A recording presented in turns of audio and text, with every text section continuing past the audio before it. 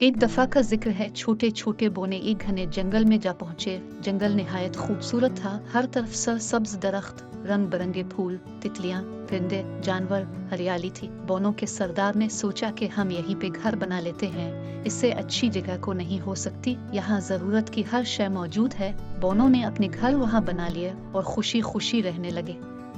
लेकिन एक दिन बादशाह के सिपाही इस जंगल में आन पहुंचे और दरख्तों को काटना शुरू कर दिया।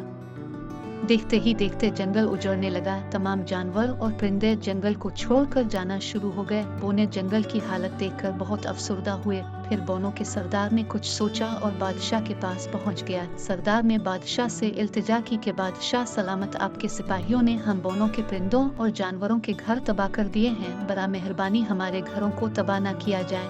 अपने सिपाहियों को हुक्म दे के जंगल को तबाह न करें। कुछ ही दिनों बाद सैलाब आ गया और पानी बादशाह के महल तक पहुंच गया। तब बादशाह को बोनों के सरदार की फरियाद याद। उसने अपने सिपाहियों को हुक्म दिया कि इस जंगल में दोबारा दरख्त और पौधे लगाए जाएं और जंगल को दोबारा से आबाद किया जाए। आहिस्ता आहिस्ता जंगल दोबारा से सरसब्ज और शादाब हो गया और जानवर, परिंदे और बोने दोबारा से इसी जंगल में आकर रहने लगे।